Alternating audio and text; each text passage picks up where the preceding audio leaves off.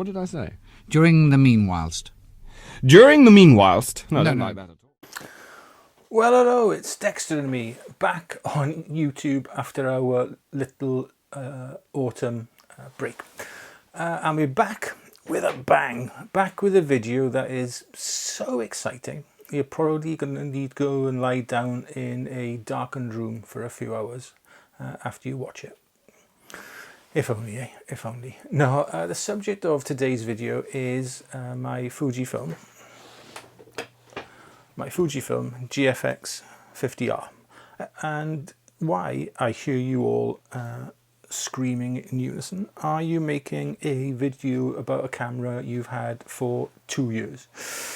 A very simple reason, and that is the price of this camera new has now come down from the £4,000 that I paid for it down to £3,200, and even less if you can find one on the second-hand market. I think they're around about the 2.5 to 2.8 on the second-hand market, and at that price this camera is now firmly in the crosshairs of anybody looking to buy a pro full frame body. So why buy a pro full frame DSLR or mirrorless camera when you can get medium format for the same price, or in some cases even less? Well, it all depends.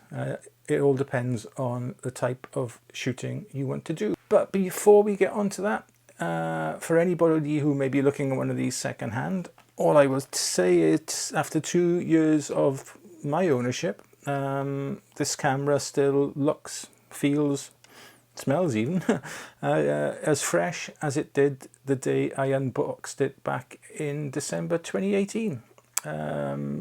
It's been used pretty well every day since then in all sorts of weather conditions, from hot and dusty right down to freezing cold, wet, windy, horrible, damp, dreich conditions. Or summer, as we call it here in Wales.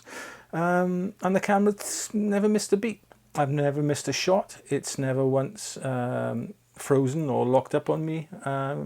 It's been an absolutely flawless performer.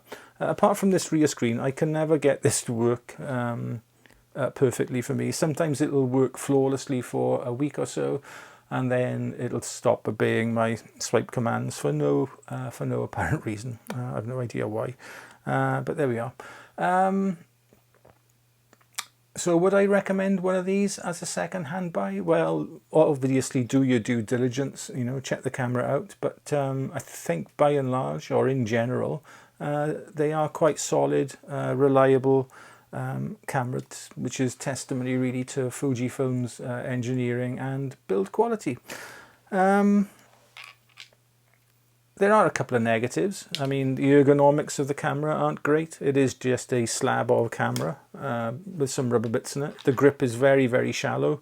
You're not going to be hand holding this camera for long periods of time. It's more at home on a tripod. And the buttons on the back look like somebody sneezed and placed them on there. But that's not enough to spoil my or anybody's enjoyment of the camera, really. Shouldn't be enough.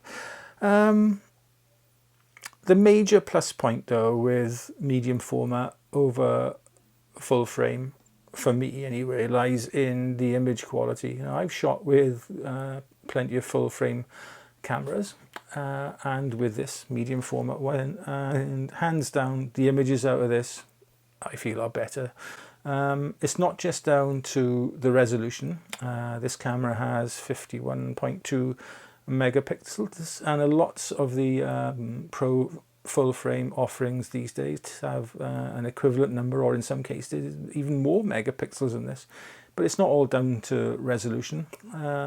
You don't get that medium format look with a full frame sensor. And that look boils down to a couple of things. It's the aspect ratio of the images. It's a 4:3 aspect ratio, not a 3:2. The lenses on medium format cameras behave differently and produce, for me, that medium format look. It's hard to put into words, but if you look at a full frame and a medium format image side by side, you will tell a difference. But this camera's not for everybody. It's not for people after, you know, speed. It hasn't got a rapid frame rate. It hasn't got rapid autofocus performance, though it's not bad by medium format standards. And the latest firmware update a couple of months ago did improve the autofocus performance, but it still really can't hold a light to a pro full frame camera. Also, the lens choice is a little bit limited. The longest lens they make for it is a 250mm, so around 200mm in full frame equivalent. It's not really long enough. They do make a teleconverter to go with it. But for sports, action, wildlife, I'd argue for wedding photographers, it's not really for you. Wedding photography maybe for like posed shots where the camera's on a tripod and everything's been rehearsed, and yeah, but for candids, no. It's not for video. It's by no means a hybrid camera, and I have made a video extolling the lack of video virtues, then I'll put a link to that either down below or a card above if I can. And it's not really a camera for beginners. I think there are cheaper and easier cameras to learn your photographic art and craft on. But having said all that, then who is this camera for?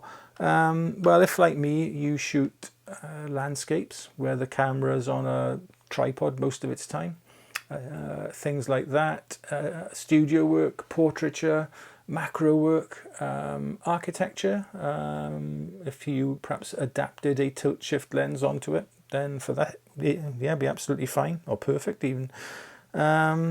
Street shooting, you could probably get away with street shooting if you invested in Fuji's 15mm f3.5 little pancake lens that they make for this.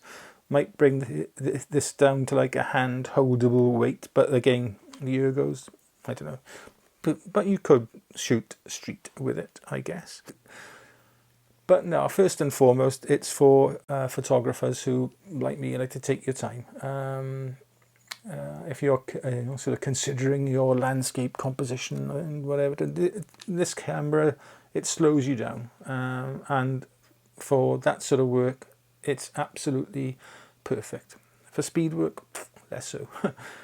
Competition for this camera? Well, in full frame terms, you're probably looking at stuff like Nikon's D850 or Z7, though I probably wouldn't call the Z7 a pro camera, but price-wise, it certainly is.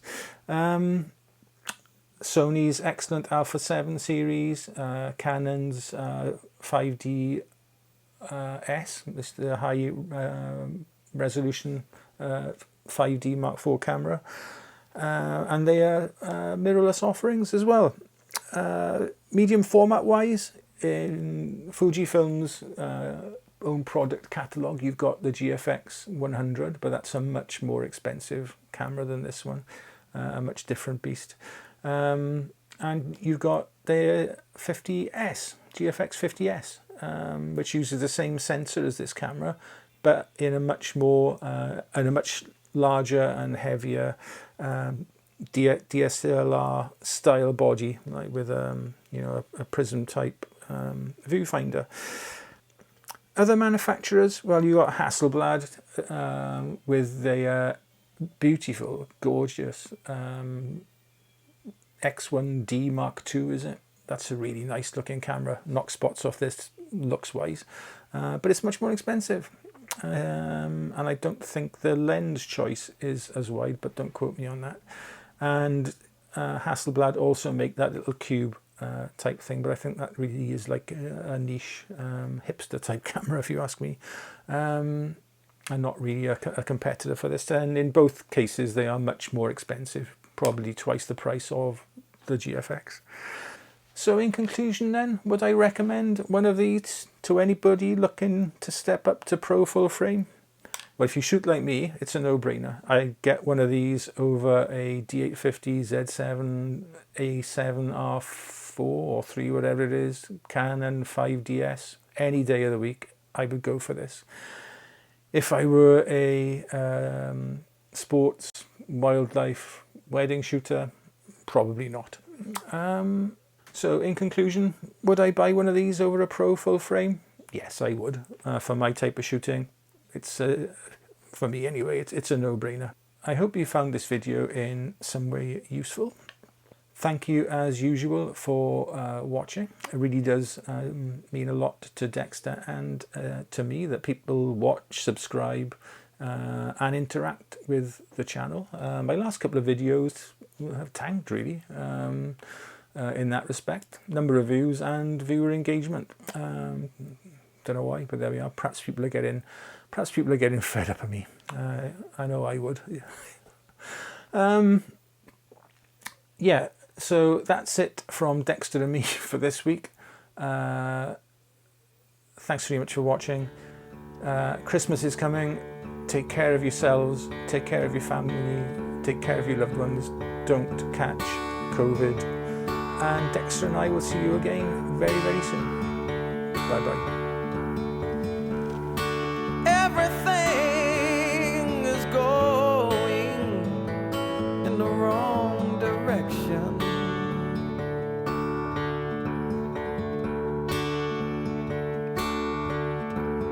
Doctor wants to give me more injection. Yeah.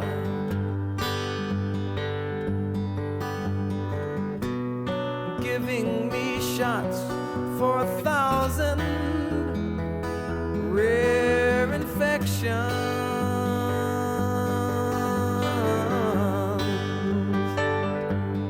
I don't know